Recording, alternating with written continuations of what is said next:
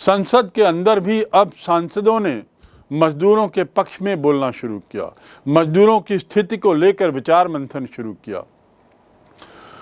कुछ ऐसे उदारवादी लोग संसद के अंदर आए जो मजदूरों की स्थिति से वाकिफ ही नहीं थे, बल्कि उसी वर्ग से सामने आते आते सांसद बने थे। तो यहाँ पर अब कानून बनते हैं। किसके लिए? मजदूरों के लिए कानून बनना शुरू होता है। और मजदूरों के लिए कानून बनने की शुरुआत तो उस कानून से हुई जिसे जुड़वां कानून कहते हैं, और फिर 1824 में उसी कानून को वापस लिया जाता है। अब कुछ सकारात्मक कानून बनने शुरू होते हैं मजदूरों के पक्ष में।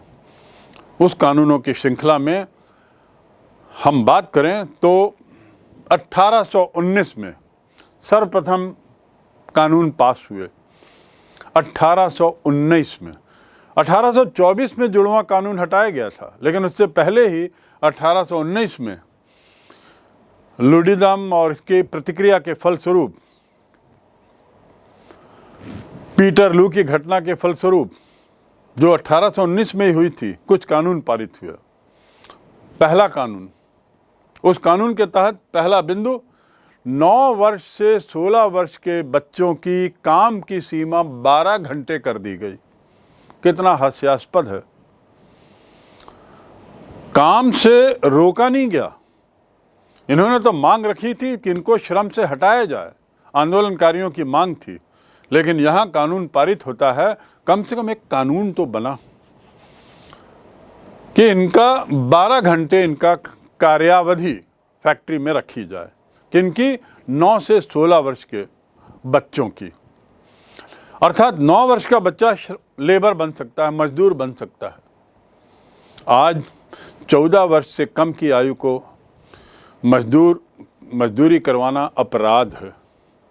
इसकी शुरुआत संभवतः यहीं से हुई, लेकिन शुरू में 9 वर्ष से कम के, 9 से 16 12 घंटे। लेकिन इन कानूनों को व्यवस्थित करने के लिए कोई व्यवस्था नहीं थी, कोई ऐसा सिस्टम नहीं था जिसके तहत सुनिश्चित किया जाए कि इन कानूनों का पालन उचित रूप से हो रहा है। फैक्ट्री के मालिक, उनको कोई देखने वाला नहीं था। अमीर तो वैसे ही थे, सरकारी अधिकारियों को जब तब खरीद लेते थे। तो इस प्रकार उनकी मनमानी चलती रही। अब कानून बनने के बाद भी जब मनमानी चल रही है तो निश्चित रूप से मजदूरों का विरोध और बढ़ेगा, और ऐसा ही होता है। कानून बन गया, उसके बाद भी मनमानी, तो इसका विरोध और बढ़ते लगा और उत्तरी इंग्लैंड में तो बहुत प्रदर्शन हुए, बहुत भारी प्रदर्शन हुए।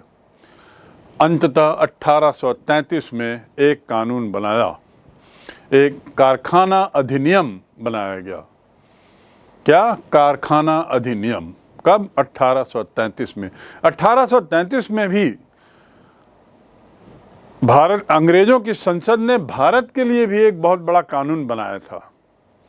ये 1833 की ही घटना है, जिसका विवरण हम किसी अन्य अध्याय में करेंगे।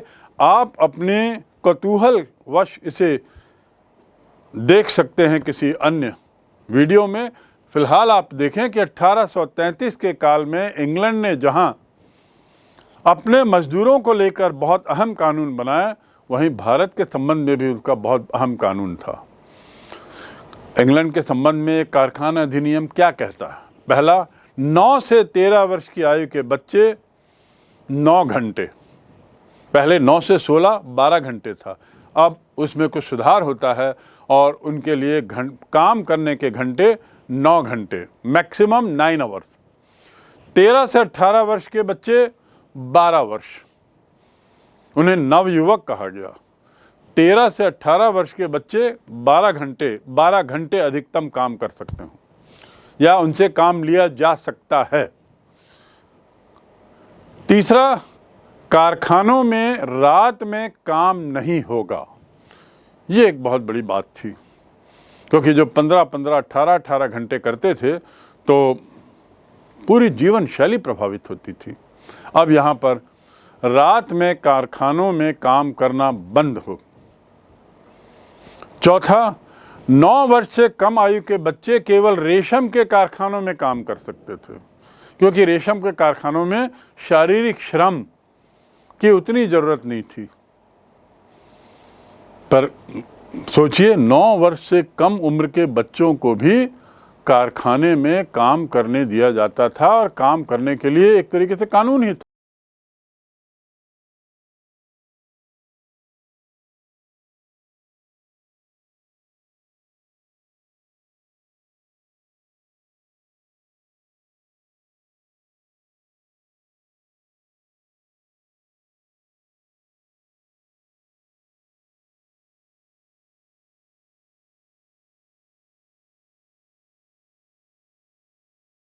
कहने का तात्पर्य यह है कि 9 वर्ष से कम आयु के बच्चों को भी काम में लगाया जा सकता है।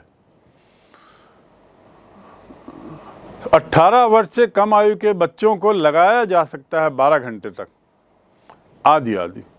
13 वर्ष से कम आयु के बच्चों को 9 घंटे काम कराया जा सकता है।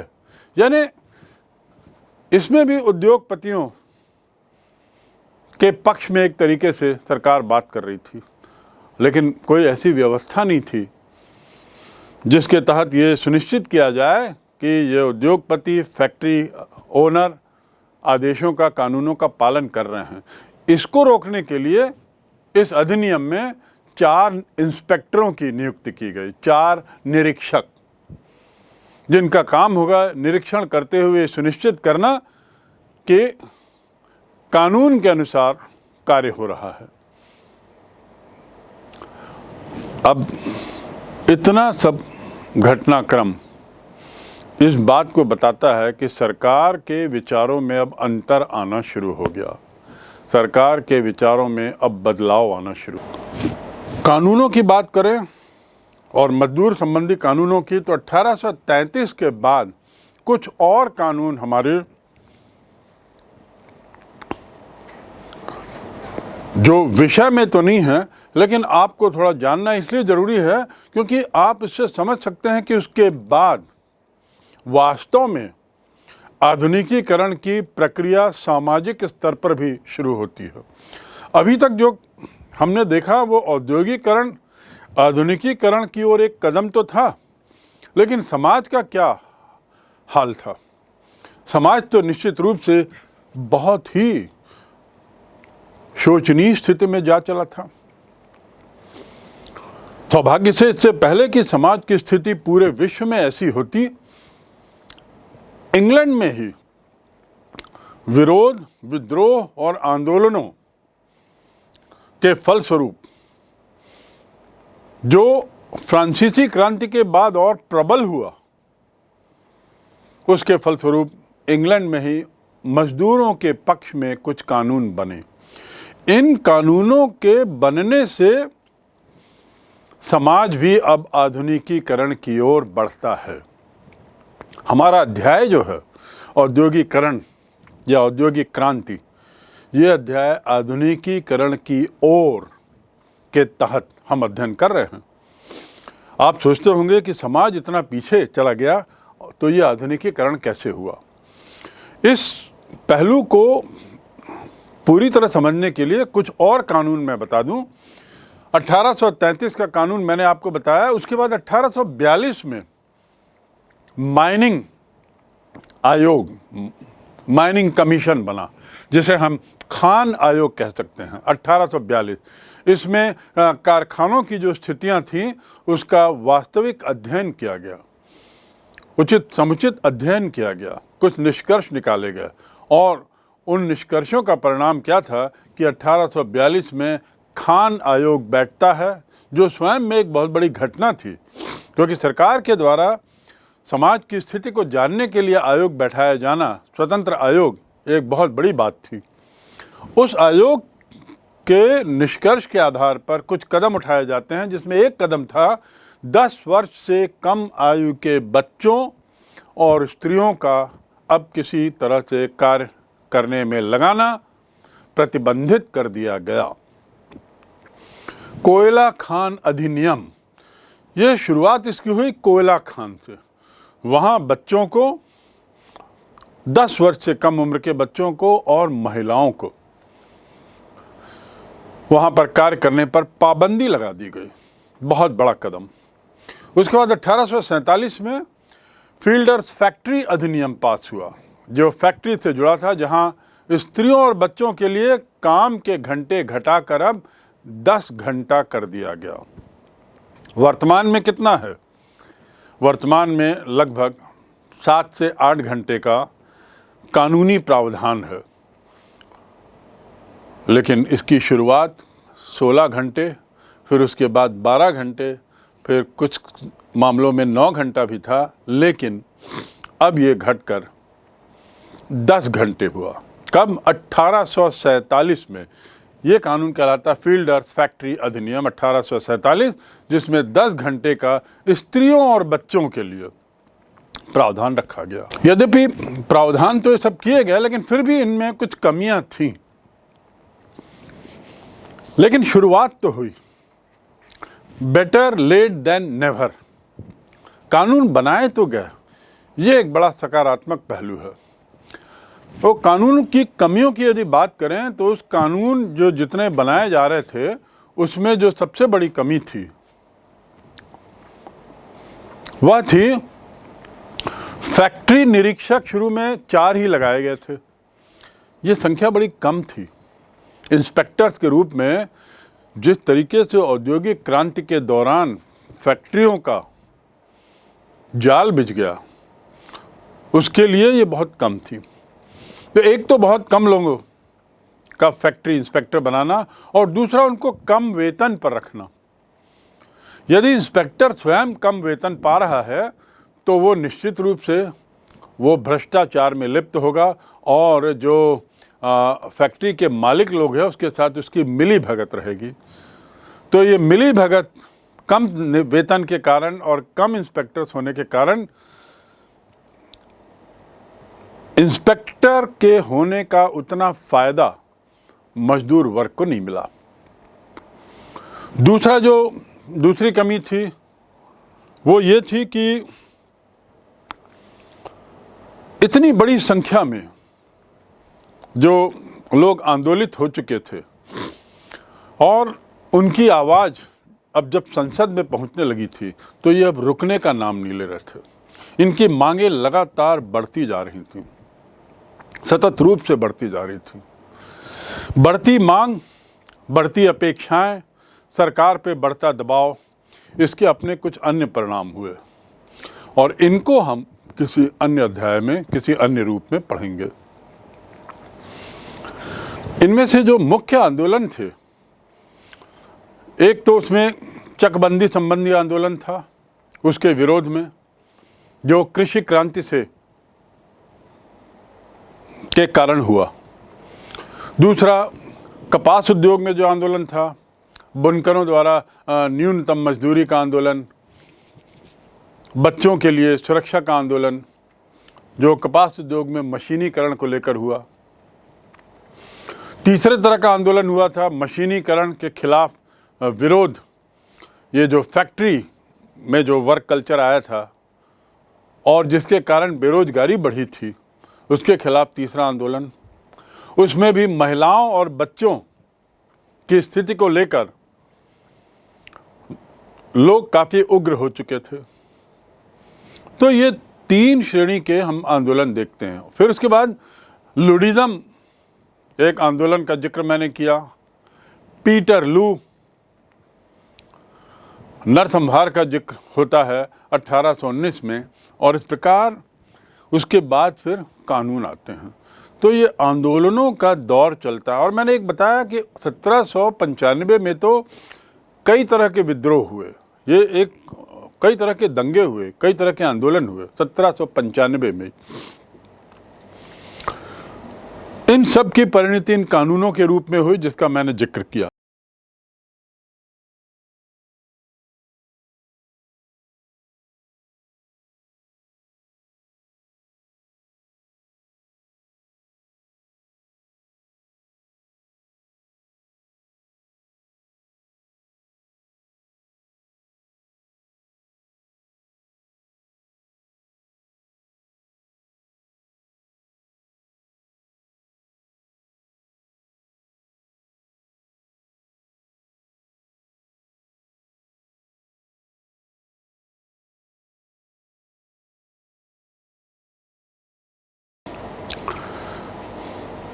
औद्योगिक क्रांति प्रारंभ से अंत तक जो हमने अध्ययन किया, इस अध्ययन का निचोड़ क्या है, क्या फायदा क्या नुकसान, इसको लेकर बहुत विवाद होता है, उसके तर्क में और उसके वितर्क में, उसके विरोध में।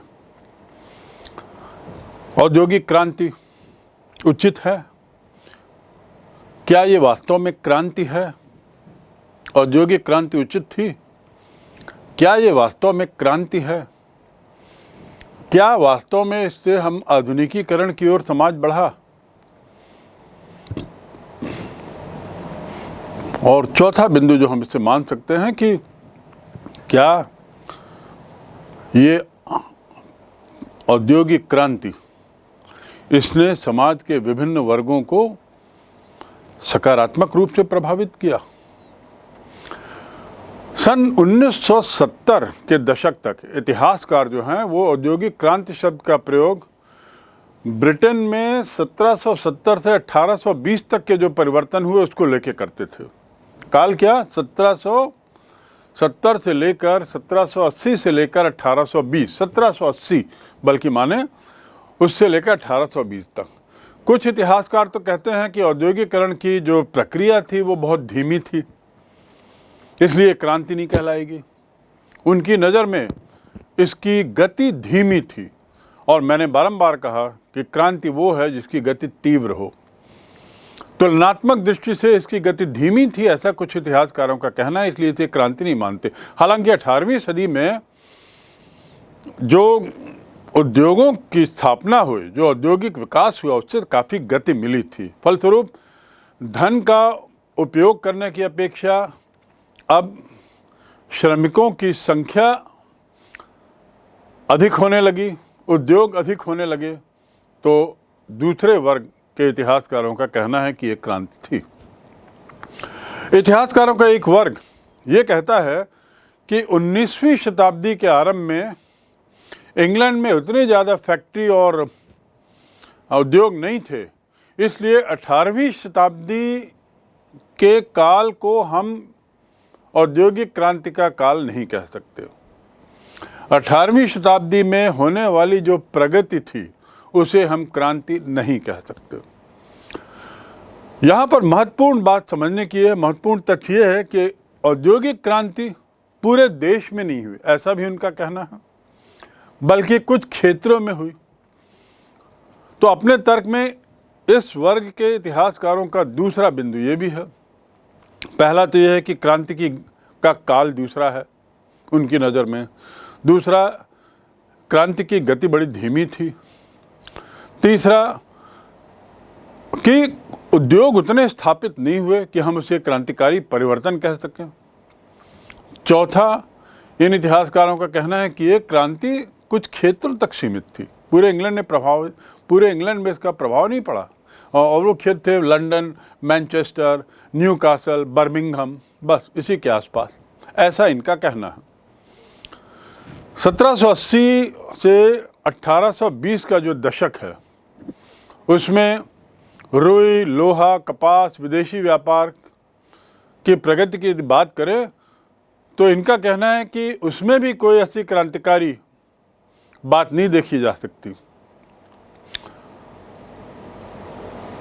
नवीन तकनीक अपनाई गई जिसके कारण सूती उद्योग और कुछ अन्य उद्योगों का विकास तो हुआ, पर ये किस पे निर्भर थे? भारत के बाहर से मंगाए जाने वाले माल पर निर्भर थे। खासकर कपास की यदि बात करें तो भारत से उसका आयात होना जरूरी था। इसलिए भी इनका कहना है कि ये कोई क्रांतिकारी बात नहीं हुई, और ऊपर से इसका निर्यात करके इसको बेचना भी भारत में किया जा रहा था। भारत चूंकि उपनिवेश था, वहाँ पे संभव था कि तैयार माल बेचा जाए, तो उनके तर्क में ये क्रांतिकारी परिवर्तन नहीं है, ऐसा एक इतिहासकार के एक गुट का कहना है। भाप और धातु की ताकत के बारे में भी बात करें तो उनका कहना है इसमें कोई ज़्यादा प्रगति नहीं हुई थी। 1780 तक ब्रिटेन में आयात निर्यात में तो काफ़ी वृद्धि हुई और वो वृद्धि का कारण व्यापार अमेरिका से था, लेकिन बाद में इसमें कमी आई जब मैंने जैसे बताया इंग्लैंड और फ्रांस के बीच का युद्ध। तो ये क्रांति कैसे हुई? अमेरिका की स्वतंत्रता का संग्राम भी जब हुआ, अमेरिका जब 1774-75 में स्वतंत्र हो गया तो उसके बाद वो क्रांति समाप्त हो गई। जो जिस तरीके का व्यापार अमेरिका से हो रहा था वो भी बदल गया और बल्कि आर्थिक जो परिवर्तनों की गणना की गई है उसमें पता चलता है कि औद्योगिकरण 1815-1820 से पहले नहीं हुआ था। किस काल से पहले नहीं हुआ था? 1815-1820 से पहले नहीं हुआ था। कुल मिला के एक बहुत बड़े गुट का, इतिहासकारों के एक बहुत बड़े दल का ये मंतव्य है कि ये औद्योगिकरण है, औद्योगिक क्रांति नहीं।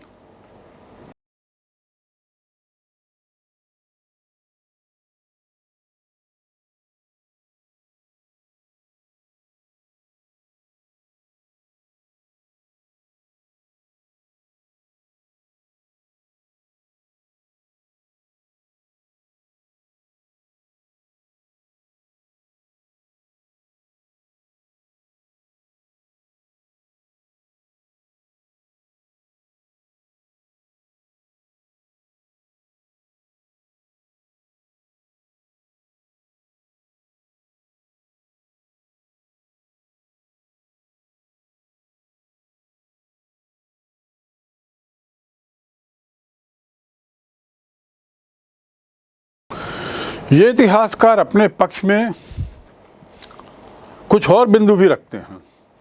कपास के अलावा उनका कहना है कि निर्यात आदि के लिए भी वे लोग उपनिवेशों पर निर्भर थे। उपनिवेशों से कच्चे माल का आयात और तैयार माल का निर्यात यदि किया जा रहा है तो किस प्रकार इसे क्रांति कहा जाएगा? अगला 6वां 7वां बिंदु जो इतिहासकार अपने पक्ष में रखते हैं ये कहने के लिए कि ये औद्योगिक क्रांति नहीं थी, उसमें उनका कहना है सतत औद्योगिकरण जो हुआ वो 1815-20 के बाद हुआ। औद्योगिकरण में सततता 1815-20 के बाद आई, उससे पहले नहीं थी। उससे पहले छितर बितर करके औद्योगिक क्षेत्र खुले और जो क्षेत्र औद्योगिकरण से प्रभावित हुए उनका जिक्र मैं पूर्व में कर चुका हूं, जैसे मैनचेस्टर, बर्मिंघम, नॉटिंघम, लंदन आदि। और अंतिम बात कि क्रांति शब्द का उद्योगों तक ही सीमित नहीं बल्कि क्रांति शब्द अन्य क्षेत्रों को भी प्रभावित करती है। क्रांति जो शब्द है उसका बहुत बड़ा दायरा होता है, ऐसा इन इतिहासकारों का कहना है। और उनका कहना है यदि इसने केवल उद्योग को प्रभावित किया है तो इसे क्रांति नहीं कहा जा सकता।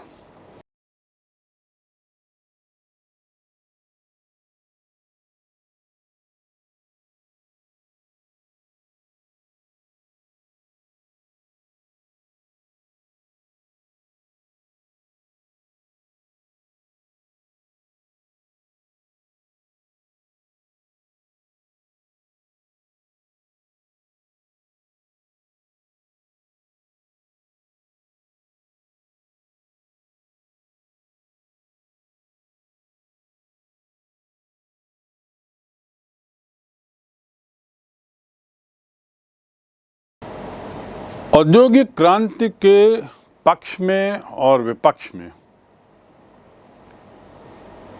जानने के बाद ये अध्याय एक तरीके से पूर्ण रूप से समाप्त हो गया।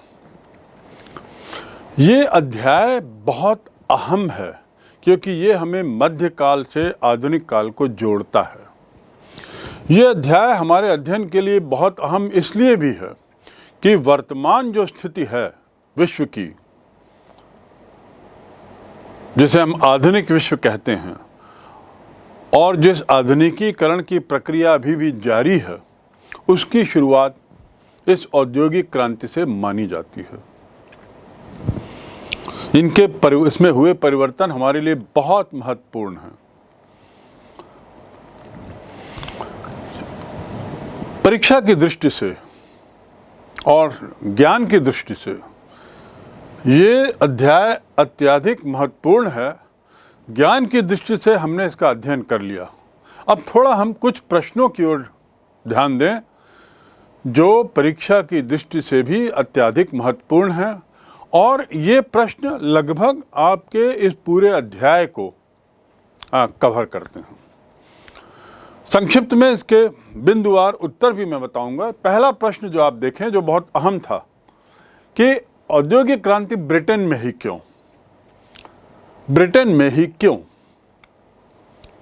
यदि हम आप उन पन्नों पर नज़र डालें, किताब के पृष्ठों पर, और जो मैंने पूर्व में पढ़ाया है, तो इन बिंदुओं को आप पाएंगे उसमें, जिसमें सर्वप्रथम है कृषि क्रांति जो इंग्लैंड में हुई। अब कृषि क्रांति इंग्लैंड में क्यों हुई, ये हमारे अध्ययन का मुद्दा यहाँ नहीं है। आपको बस केवल ये समझ लेना है कि कृषि क्रांति इंग्लैंड में हुई, जो औद्योगिक क्रांति के मूल पे कहीं जाती है। दूसरा, राजनैतिक स्थिरता और सुदृढ़ता। मैंने आपको बताया था कि तत्कालीन शासन, तत्कालीन राजा बहुत लंबे काल से वहाँ पे राज कर रहे थे। तत्कालीन राजवंश स्थिर था, उसमें किसी तरह का विरोधाभास, किसी तरह का विरोध नहीं था। ये बहुत ज़रूरी होता है किसी आर्थिक विकास के लिए। तीसरा, एक समान कानून। ये तीनों चारों जो क्षेत्र थे, वेल्स, स्कॉटलैंड, इंग्लैंड, यद्यपि थे तो अलग अलग, लेकिन अलग अलग होते हुए भी यहाँ पर एक ही तरह का कानून सर्वमान्य था, जो व्यापार और उद्योग के लिए बहुत ज़रूरी होता है। चौथा, मुद्रा व्यवस्था भी समान थी और खुला बाजार प्रणाली थी।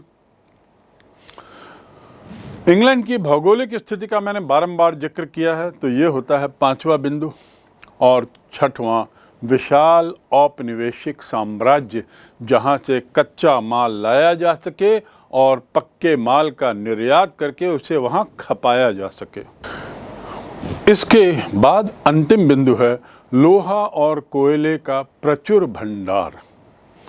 प्रचुर ही नहीं, लोहा और कोयले के भंडार लगभग पास पास थे, जिससे इस माल को ले जाने में बहुत सहूलियत थी।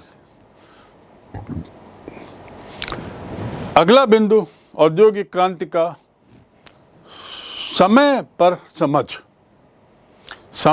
समझ या समय पर सूझबूझ से तात्पर्य है कि वहाँ के प्रशासन ने, वहाँ के राजा ने समय पर नहरोन्माद, समय पर रेलोन्माद, समय पर आवागमन के लिए समुद्री जहाज, सस्ते समुद्री जहाज बनाने की व्यवस्था की। तो ये समय पर जो नहरें बन गई, समय पर जो रेल बन गई, रेलों के जाल बिछ गया, और समय पर सस्ते समुद्री जहाज जो उपलब्ध कराए गए, ये एक बहुत बड़ा कारण था ब्रिटेन में ही क्रांति होने का।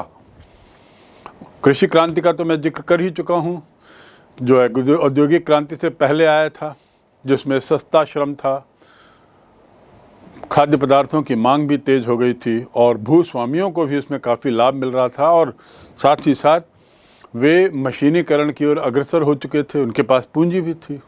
इस प्रकार ये पहला प्रश्न इतने बिंदुओं को लेते हुए कवर करता है। इन बिंदुओं के अपने बिंदु हैं, हर एक बिंदु के लिए आपको बिंदुवार इसके उत्तर आपने पढ़े हैं, सुने हैं, तो उसे भी आप अध्ययन अवश्य करें।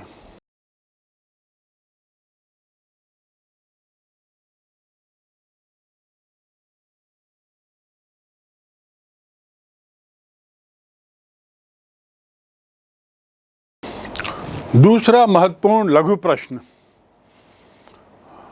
एक परिवार से संबंधित है।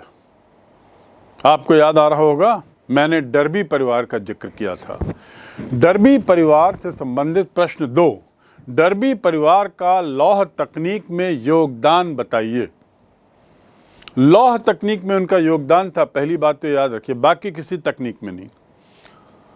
लोहे से संबंधित टेक्नोलॉजी को उन्होंने डेवलप किया, तो उनका क्या योगदान था। डर्बी परिवार, उनके योगदान की यदि बात करें तो सबसे पहले तो आपको ये जानना होगा कि वो दादा, पिता और बेटा, 3 जनरेशन एक ही परिवार के।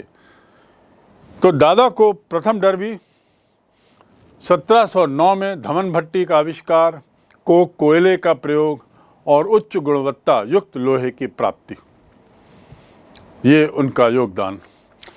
उसके बाद द्वितीय डर्बी यानी जो पिता थे, उन्होंने क्या किया, उन्होंने ढलवा लोहे से पिटवा लोहे की तकनीक का विकास किया, क्योंकि ढलवा लोहे से पिटवा लोहा बनने से क्या हुआ, अब लोहे के विभिन्न उपयोग शुरू होते हैं, विभिन्न तरीके के उपयोग शुरू होते हैं। Pig iron, wrought iron, pig iron को उन्होंने रॉट आयरन में बदला ताकि वो दूसरे उसके बहुत से उपयोग किए जा सकें। ये द्वितीय डर्बी का योगदान। और तृतीय डर्बी यानी पुत्र, उसने विश्व में पहला लोहे का पुल बनाया, कोलब्रुक डेल में सेवर्न नदी पर। और ऐसा ये बनाना कोई विशेष बात नहीं थी, पर इसके बनाने से क्या हुआ, रेल यातायात बहुत सुगम हुआ। रेल यातायात, रेल की पांतें बिछाने में बहुत सरलता हुई और विश्व में कॉन्फिडेंस आया, एक अविश्वास आया कि अब लोहे के पुल बनाए जा सकते हैं, जो आवागमन के लिए बहुत बहुत अहम थे। इस प्रकार ये प्रश्न 2, डर्बी परिवार का लोहे के क्षेत्र में क्या योगदान।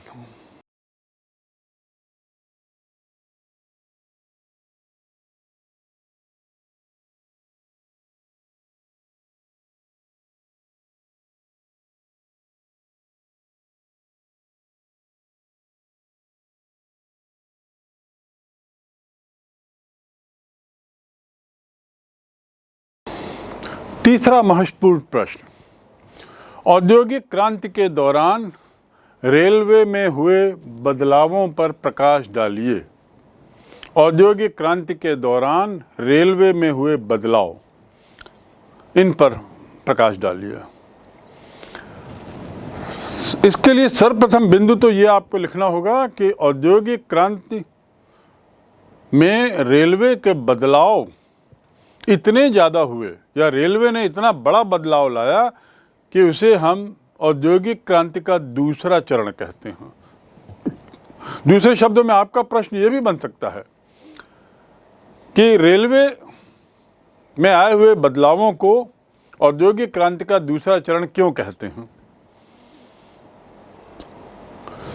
इसका उत्तर संक्षिप्त में, पहला, भाप चलित रेल इंजन बना जो 1814 में स्टीफेंसन ने बनाया था। उसके पहले भी एक आविष्कार हुआ था, लेकिन असली आविष्कार भाप इंजन का 1814 स्टीफेंसन ने। इस आविष्कार के बाद रेल परिवहन के क्षेत्र में विकास होता है। तो इस विकास के कारण क्या थे? विकास के कारण थे, पहला कि ये वर्ष भर उपलब्ध था। इसकी तुलना किससे कर रहे हैं? नहरों से। नहर से आवागमन बनाम रेल से आवागमन, उसमें वर्ष भर ये उपलब्ध था, सस्ता था और तेज था। और रेल, माल और यात्री दोनों की आवाजाही सरल हो गई। और उसके बाद पटरी व भाप इंजन का आविष्कार हुआ। इन कारणों से यदि हम रेलवे संबंधी इस प्रश्न का उत्तर देखें तो अगला बिंदु होता है कि रेलवे द्वारा नहरों को रिप्लेस कर दिया गया।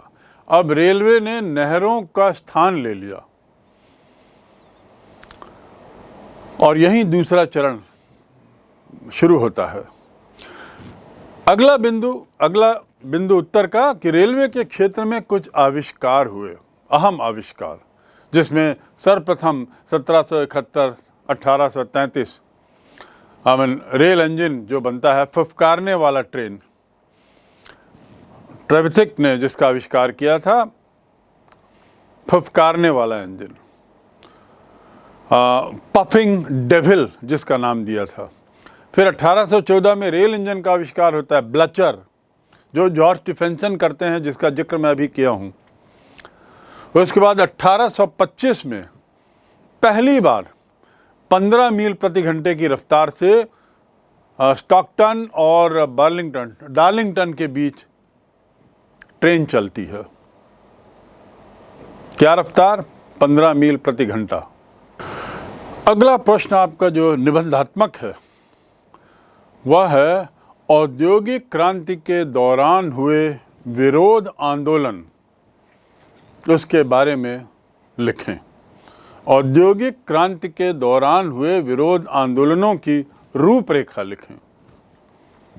विरोध आंदोलन की बात करें तो सर्वप्रथम फ्रांसीसी क्रांति का प्रभाव, फ्रांसीसी क्रांति का आंदोलन पे प्रभाव,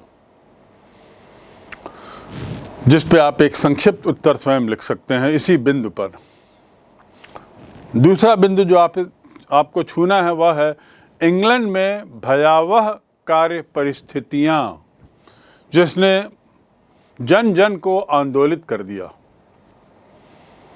तीसरा, श्रमजीवियों द्वारा मताधिकार के लिए आंदोलन। चौथा, बुनकर वर्ग, लोहे के क्षेत्र में कार्य करने वाले, खदान के क्षेत्र में कार्य करने वाले विभिन्न वर्गों का आंदोलन, जिसमें स्त्रियां, बच्चे और मजदूर शामिल। अगला, यदि हम औद्योगिक क्रांति के दौरान हुए विरोधी आंदोलनों की बात करें तो इन आंदोलनों की जो प्रतिक्रिया हुई वो स्वयं में एक आंदोलन बनती है। मैंने बारंबार इस बिंदु को आपको कहा था कि प्रतिक्रिया स्वयं में आंदोलन को जन्म देती है, चाहे वो सार्थक प्रतिक्रिया हो, चाहे निरर्थक हो, चाहे वो दमनकारी प्रतिक्रिया हो, चाहे वो सार्थक प्रतिक्रिया हो, दोनों ही आंदोलन को और बढ़ाती है। तो अगला बिंदु जो आपको इसमें लिखना होगा वो इसका संबंध है सरकार द्वारा प्रतिक्रिया। ये संक्षिप्त में आपसे पूछा जा सकता है कि आंदोलन के परिप्रेक्ष्य में सरकार की प्रतिक्रिया क्या रही, तो आप 1795 से प्रारंभ करेंगे और फिर 1842-1847 तक के बने हुए कानूनों का जिक्र करेंगे। फिर इस प्रश्न के तहत अगला बिंदु रूपरेखा में आएगा, इंग्लैंड और फ्रांस के बीच में जो युद्ध हुए उसके फलस्वरूप अर्थव्यवस्था पर प्रभाव क्या पड़ा, मंदी का प्रभाव पड़ा, कैसे और क्या, इस पर आपको यहाँ पर अपने विचार रखने होंगे। मंदी, 25 वर्षीय युद्ध जो हुआ इंग्लैंड और फ्रांस के बीच में, उसका प्रभाव।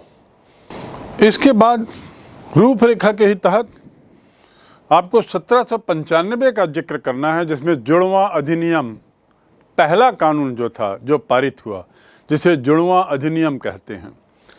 जुड़वां अधिनियम क्या है, क्या परिणाम हुए, इस पर आपको एक संक्षिप्त में उत्तर देना होगा, जिसमें सार्वजनिक बैठक और विरोध प्रदर्शन आदि पर पाबंदी लगा दी गई थी। फिर भ्रष्टाचार के विरुद्ध आंदोलन, पुराना भ्रष्टाचार, उसके विरुद्ध जो आंदोलन हुए जिसका जिक्र किया गया है पूर्व में। राजतंत्र और संसद में प्रचलित भ्रष्टाचार, ये भी इसमें शामिल है। फिर इसके बाद अगला बिंदु है शहर व कारखानों में बढ़ती कामगार जनसंख्या। मैं पुनः दोहरा दूं, ये बिंदु शहरों और कारखानों में बढ़ती मजदूरों की जनसंख्या और आंदोलन में तेजी। बढ़ती मजदूरों की जनसंख्या क्यों? क्योंकि कृषि क्रांति के दौर के बाद अब मशीनीकरण बहुत बढ़ गया। उस मशीनीकरण में थ्रेशिंग मशीन भी आई, तो आपको वहाँ से जिक्र करना है यहाँ पर, और फिर बताना है कि किस प्रकार बढ़ती मजदूरों की संख्या ने बढ़ती बेरोजगारी को जन्म दिया और बढ़ती बेरोजगारी के साथ ही साथ शहर में ब्रेड और अंडे की भी समस्या खड़ी हो गई। एक ओर पैसा नहीं, दूसरी ओर बढ़ती मांग के कारण कीमतें आकाश छूने लगीं। कम सप्लाई के कारण कीमतें आकाश छूने लगीं, जिससे सब लोग आंदोलित हो गए। और इसी में अगला बिंदु आपको लिखना है, इंग्लैंड में ब्रेड के लिए दंगे 1795 से 1840 तक ये दंगे होते हैं, जिसमें 1795 में मैंने बताया बहुत आंदोलन हुए। अगला बिंदु चकबंदी के विरुद्ध आंदोलन। उसके बाद बुनकरों द्वारा न्यूनतम मजदूरी की मांग को लेकर जो आंदोलन किया गया वो आता है। अगला जो बिंदु है वो है मशीनीकरण के विरुद्ध आंदोलन। यद्यपि हमने मशीनीकरण के विरुद्ध आंदोलन को कुछ अन्य भागों में उसको बांट दिया है, लेकिन इसमें आपको एक बार और यहाँ बताना होगा कि कुल मिलाकर औद्योगिकरण के फलस्वरूप जो मशीनीकरण किया हुआ उसने भारी संख्या में बेरोजगार तैयार कर दिए, और इसके विरोध में आंदोलन होता है, जिसमें वस्त्र उद्योग से जुड़ी मशीनों को तोड़ दिया जाता है। फार्मिंग से जुड़ी हुई मशीनों को, जिसमें थ्रेशिंग मशीन है, उसको तोड़ा जाता है, आदि आदि। अब इस तोड़ फोड़ के विरोध में एक सज्जन सामने आते हैं जिनका नाम था जनरल नेड लुड। लुडिज्म की शुरुआत, तो लुडिज्म आंदोलन, उसका जिक्र आपको करना है, जो 1811 से 1817 में ये बड़ा सकारात्मक आंदोलन था और अपने तरीके का नया आंदोलन था, अपने तरीके का एक कहना चाहिए बहुत एडवांस्ड आंदोलन था। उसके बाद अंतिम बिंदु जो आपको आंदोलनों की श्रृंखला में लिखना है वह है 1819 का पीटरलू का नरसंहार। पीटरलू का नरसंहार। यद्यपि आंदोलन आगे भी चलते रहते हैं, लेकिन हमारे अपने इस अध्याय के तहत 1819 तक के आंदोलनों का जिक्र है, क्योंकि उसके बाद सुधार शुरू होते हैं, सुधार की प्रक्रिया शुरू होती है, इनकी स्थितियों में सुधार की प्रक्रिया शुरू होती है, जो 1819 से 1833 फिर 42, 47 आदि कानूनों के रूप में ये सुधार सामने आते हैं। अब अंतिम प्रश्न जो इस अध्याय के अंत से जुड़ा हुआ है, लेकिन बहुत महत्वपूर्ण है क्योंकि बच्चों से जुड़ा हुआ है। औद्योगिक क्रांति के दौरान बच्चों और स्त्रियों की स्थिति में सुधार के लिए क्या क्या कानून बनाए गए? औद्योगिक क्रांति के दौरान बच्चों स्त्रियों की स्थिति में सुधार के लिए क्या कानूनी प्रावधान किए गए, उनका उल्लेख करिए। पहला कानून 1819 का, जिसे अधिनियम कहते हैं, 9 वर्ष से कम आयु वाले बच्चों के काम पर प्रतिबंध लगाया गया उसमें, और 9 से 16 को 12 घंटे उनका कार्य निश्चित किया गया। दूसरा कदम उठाया गया 1833 के अधिनियम के तहत, जिसमें 9 वर्ष से कम आयु के बच्चों के हेतु रेशम की फैक्ट्रियों में केवल उनको अनुमति दी गई और फैक्ट्री निरीक्षकों की व्यवस्था की गई। 9 वर्ष से कम आयु के बच्चे अब कहीं भी कार्य नहीं कर सकते सिवाय रेशम उद्योग में। ये 1833 का कानून था। फिर फैक्ट्री निरीक्षकों की व्यवस्था का प्रावधान भी किया गया, मात्र 4 यद्यपि, जिसमें बाद में सुधार भी हुआ। 1842 में खान अधिनियम पारित होता है, जिसमें कारखानों की वास्तविक स्थिति को लेकर आयोग बनाया जाता है, और इस आयोग के आधार पर अधिनियम बनता है, जिसमें 10 वर्ष से कम आयु के बच्चों और स्त्रियों को काम पर नहीं लगाया जा सकता। 10 वर्ष से कम आयु के बच्चों और स्त्रियों पर पाबंदी खदानों में। तो इस प्रकार ये कुछ कदम 1842 तक उठाए जाते हैं। 1847 में मैंने फील्डर्स फैक्ट्री अधिनियम का जिक्र किया था, जिसमें वर्किंग आवर्स घटाए गए। बच्चों और स्त्रियों के लिए मात्र 10 घंटा किया गया, उससे ज़्यादा घंटे इन लोगों से काम नहीं लिया जा सकता, ऐसा कानून बनाया गया। यद्यपि इस कानून में, इतने जो कानून बनाए गए उसमें कुछ कमियां थीं, और जिसमें मुख्य कमी ये थी कि कानूनों का ठीक से पालन अनुपालन हो रहा है कि नहीं, इसको लेकर निरीक्षकों की संख्या तो कम थी ही, निरीक्षकों की तनख्वाह कम होने का परिणाम ये हुआ कि ये लोग मालिकों के साथ मिल गए। यानी इनका ध्यान इस बात पर नहीं था कि कानूनों का पालन हो रहा है या नहीं, बल्कि इनका ध्यान इस बात पर था कि इस कानून के तहत, इस कानून का दुरुपयोग करते हुए कैसे मालिकों से अपने लिए पैसा उगाया जाए। और एक तरीके से हम देखते हैं कि फैक्ट्री निरीक्षकों का कम वेतन होने के कारण इनकी मालिकों से मिली भगत हो गई थी। तो इस प्रकार ये पूरा अध्याय मात्र अध्ययन की दृष्टि से, ज्ञान की दृष्टि से ही नहीं, बल्कि जो प्रश्न पूछे गए हैं वो पूरे अध्याय को कवर करते हुए